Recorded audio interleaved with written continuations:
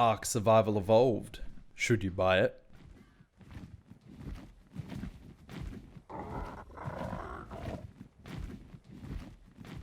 Welcome to a review series called Late Reviews, in which we play and review games sometime after their release date to see if they're still worth a buy in the current state that they're in. If this review helps you in any way, or you want to see more, leave a like or even subscribe to the channel if you're really feeling it.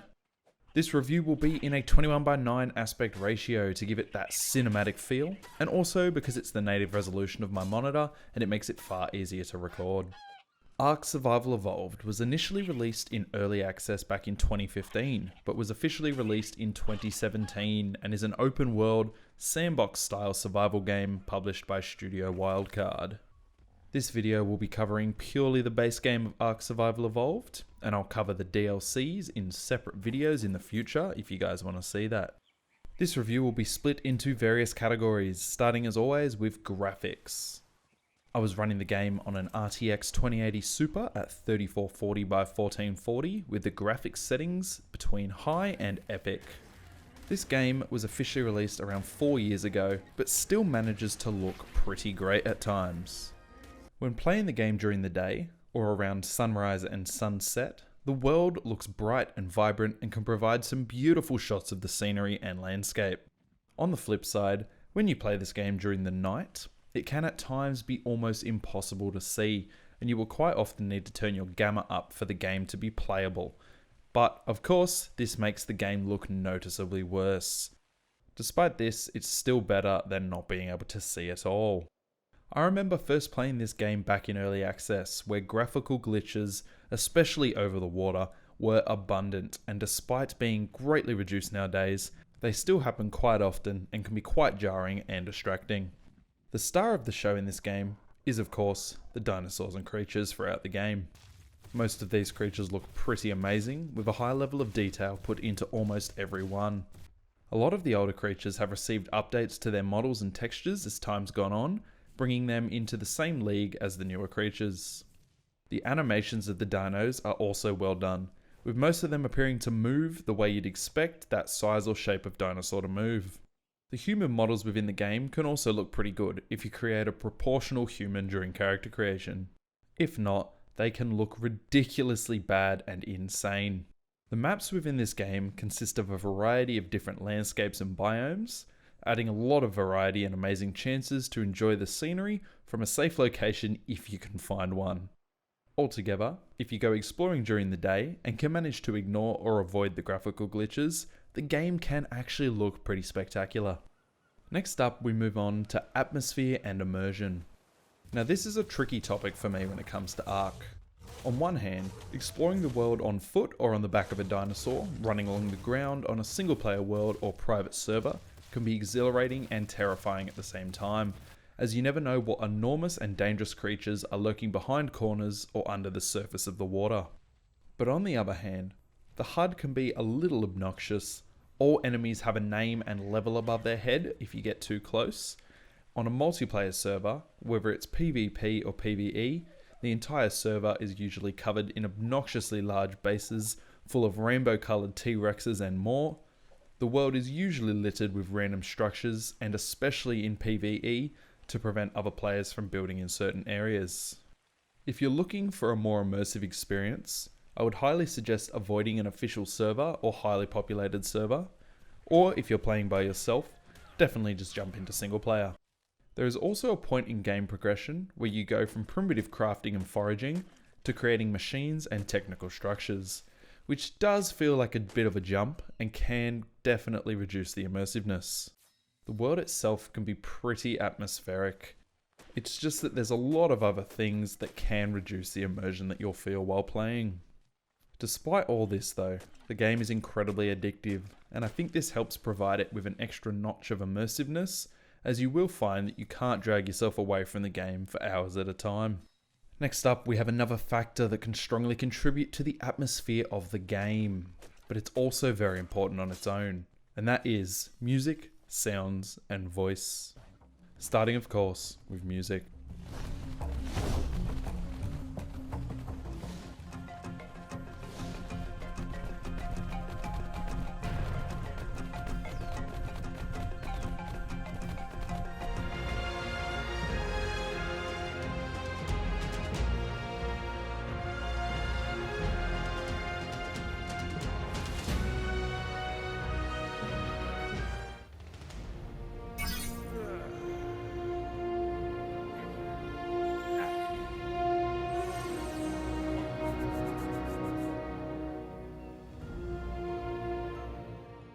The first and most obnoxious thing that you'll notice with the game is that the music is incredibly loud when you first start it up, especially at the main menu.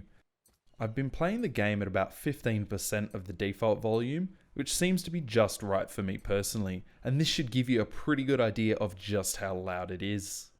The music within the game itself can be pretty heart racing and exhilarating when a creature begins to attack you and you have to either run for your life or fight. There isn't really any music that plays while you're just out exploring or building, and only really when you either level up or the sun begins to rise or set. Altogether, the music is definitely memorable and distinct, but it's really nothing to write home about. Next up, we have sounds.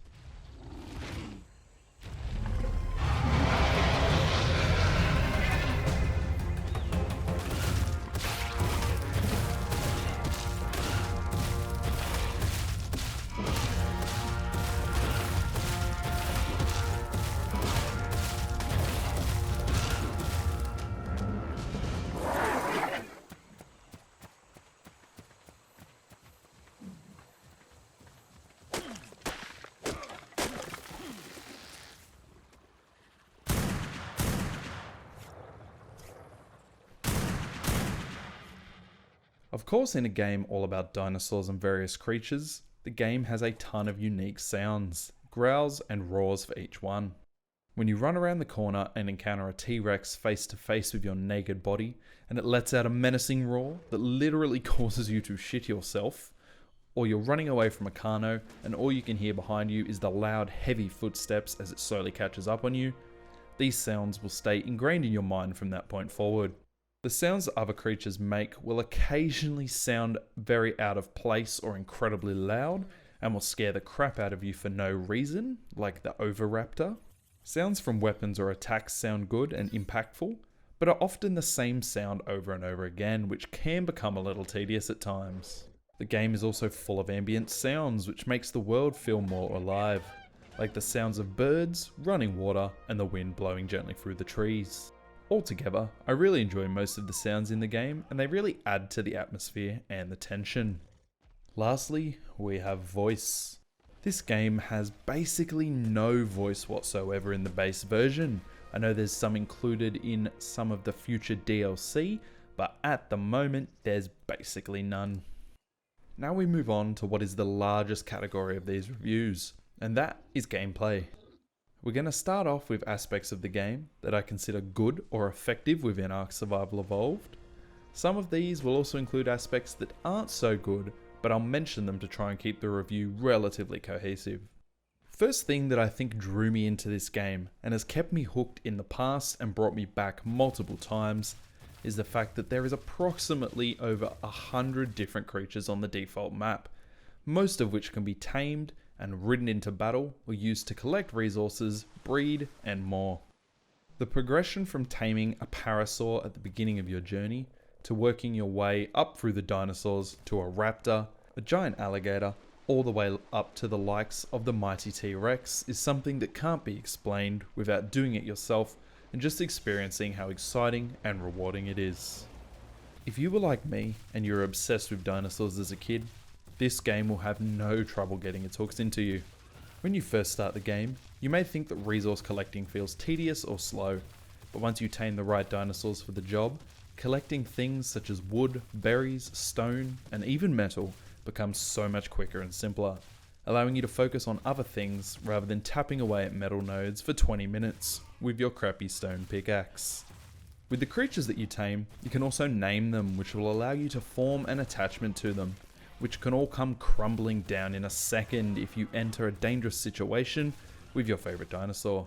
Because unlike Pokemon, they can die, and there's no bringing them back after that. This can be pretty heartbreaking at times, but it adds a great layer of emotional connection to the game and makes you think twice about just running into any fight because you know that there's consequences.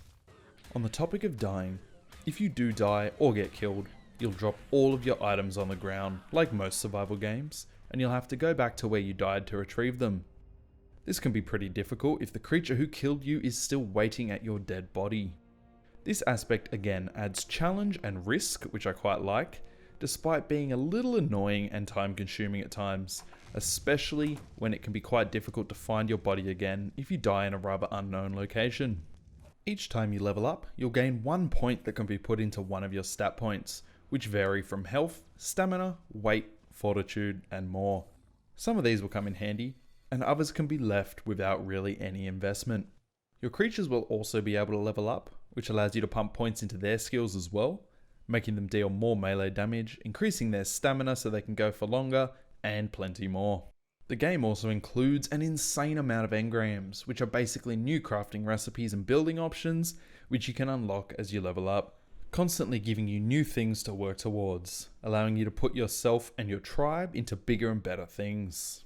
The Rex saddle, for example, isn't unlocked until around level 75, so even if you manage to tame one, you'll have to wait before you can take full advantage of it, helping to limit more advanced players from jumping ahead to endgame content as soon as possible. The one issue I have with these engrams is that you unlock points each time you level up to unlock the ones you choose, but you don't get enough points to unlock everything each level, so if you're playing by yourself, certain things may be blocked off to you. I've been playing recently with a small mod that automatically unlocks each engram every time you level up to remove this hassle. There are so many items and structures that can be crafted, all the way from a very primitive rock attached to a stick for a hatchet, all the way up to a tech rifle which can shoot explosive plasma bolts. This definitely adds a constant feeling of progression throughout the game, and some of the more advanced technology can be ridiculously hard to craft, making it not too easy to become overpowered. There is a large variety of building materials, allowing you to create your base in almost any way you can imagine, from a small thatch hut on the beach to a grand metal fortress underground designed to keep out even the strongest force. Random supply drops will appear throughout the map and include a variety of rare and sometimes not so rare loot. If you get lucky, you can find some incredible weapon and armor blueprints in these drops, which will greatly improve your loadout. On servers, these drops can be used alongside the 3 obelisks that are located around the map to transfer your character to different servers or maps within ARK, letting you travel to different locations and collect different items and dinos that can't be found on the base map. In single player, only the obelisks can be used to transfer between maps. Explorer notes are included throughout the default map, which provide some information on both creatures and aspects of the world, as well as provide double experience for a limited period of time. Boss fights are also included in this game, which yield very high tier items, blueprints and resources that will help you elevate to endgame status, but you'll have to make sure you're incredibly well prepared before entering one of these arenas, because they're no walk in the park without a pack of incredibly strong dinos by your side. Now we'll move on to a few aspects of the game that I don't feel particularly passionate about in either direction. The taming of most creatures in this game involves knocking them out with some form of tranquilizer, then shoving food and drugs down their mouth to keep them knocked out and tame them. I would love to have seen some alternatives to this method of taming. There are mods to do this if you're interested in changing how taming works to make it a bit more believable, but it can also be pretty exciting running away from a Spinosaurus while you fire tranquilizer darts at it, hoping it'll go down before it eats you. There are some creatures that have different taming methods, such as feeding a dolphin-like creature food when it swims up to you instead of knocking it out. It's also a pretty difficult game to start off with. Chances are you'll die many times, and the learning curve of the game can be pretty steep to start. My first few hours in ARK were spent running around killing dodos and getting eaten over and over again, but once you get the hang of it, it'll feel like an almost completely different game. The game includes hunger and thirst levels as well as a temperature system. These systems make sense for a survival game, and again add a little challenge to it as you always have to be keeping an eye on them, but at times it can get a little frustrating, having to constantly find water wherever you are in order to have a quick sip of salty ocean water to make you feel better. I do like having to prepare warm fur gear before heading to the snow biome, or making sure you bring your scuba gear before diving underwater, as it feels like you're having to get fully set up for a big adventure. I will also specify that despite being an open world game, the world isn't full of quests or things to do and discover specifically. You won't get any quest markers or mission objectives to complete. It's about exploring for yourself, to find new dinosaurs and resources to help yourself advance, and in a way, making your own fun. And for some of the factors that I definitely don't love.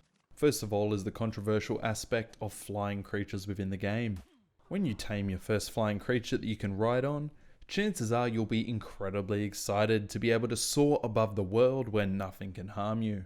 With most initial flyers, this won't be the case, as a few years ago the flyers were nerfed into oblivion, with some like the Pteranodon not being able to fly for more than about 30 seconds before needing a rest.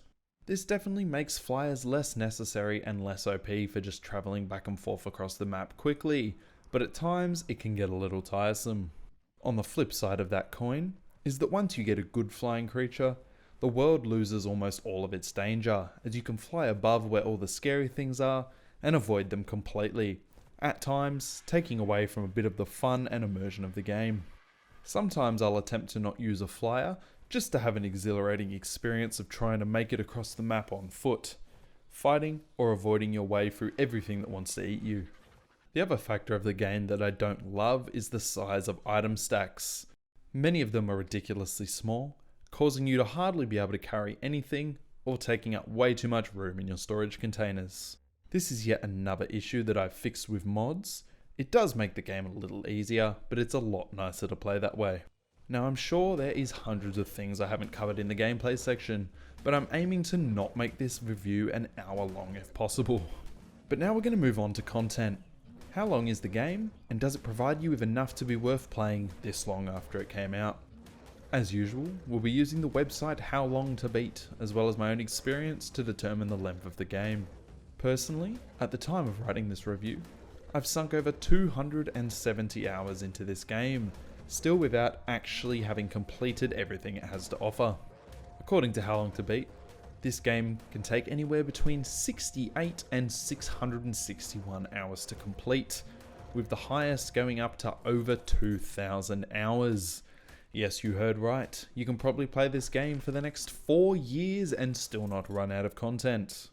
On top of this, the game includes 4 official free maps that can be downloaded, as well as hundreds of mods that include even more maps, creatures, and game changes, allowing this game to be played almost infinitely.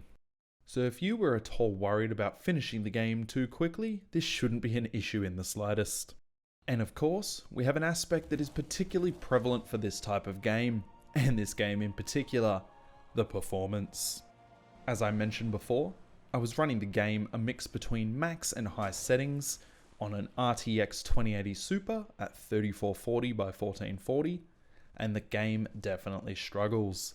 Most of the time I was sitting somewhere between the mid 40s to the high 50s. If you want to play this game at its maximum potential, you'll definitely need a very aggressive graphics card or a lower resolution monitor. From what I've heard, if you're playing the game on a console or a lower end PC, the frames are pretty abysmal, and that doesn't surprise me in the slightest. On top of having pretty terrible performance, the game also has quite a few bugs that regularly appear and can cause issues when playing. As mentioned before, the regular graphical glitches, creatures getting stuck inside objects, falling through the map, shots visibly hitting a target and not registering, and more. After a while you'll get used to these glitches as you would in most games, but they shouldn't exist at all after the game being out for so long and still consistently being updated. Story is up next, and to be straight with you, it's basically not worth me talking about because it's very minimal or almost non-existent. It's expanded on a little during the DLC and does get a little interesting, but there isn't much for me to talk about in this review, besides the fact that you wake up on a mysterious island that's inhabited by dinosaurs and creatures from the past. And finally, we have the overall experience and verdict. For me and a lot of people who play ARK, this game is incredibly and ridiculously addictive. My god, once I got into the game and learnt the mechanics, I've spent hours at a time playing the game without even realizing, because there was always just one more thing I wanted to get done before getting off. If you can look past the bugginess and some of the annoying aspects of the game, or fix them with mods, then you may have found your next massive time waste game. If you're not at all the type of person who enjoys survival games, or dinosaurs, or building and crafting, then obviously this game will not be for you at all. As I've seen many Reddit users describe the game, they hate it and would not recommend it to anyone, but they have spent thousands of hours playing it and continue to do so. If you get seriously into this game, it may cause you immense stress, but it's also goddamn amazing at the same time. The base game can be purchased on Steam for $69.95 Australian dollars or $49.99 US dollars. The game often goes on sale and can drop down to around 14 Australian dollars or 10 US dollars. The game is also available with the first 3 DLC included on the Xbox Game Pass. I would obviously recommend grabbing this game on Game Pass if you're already paying for it, and if not, grabbing it on Steam is probably the way to go, because the mods are way easier to install if that's something you're interested in. Altogether though, if survival, dinosaurs, and either single player or multiplayer fun in an open world sounds like something you'd be into, I would say this game is fully worth it at either full price or on sale. I will also most likely be reviewing the DLC for this game in the future, so stay tuned for that if you're considering buying those as well. Anyway guys, that was my late review for ARK Survival Evolved. If you enjoyed this video or it helped you out at all or in any way, maybe leave a little baby like or even subscribe for more late reviews and reviews in the future, and catch you later.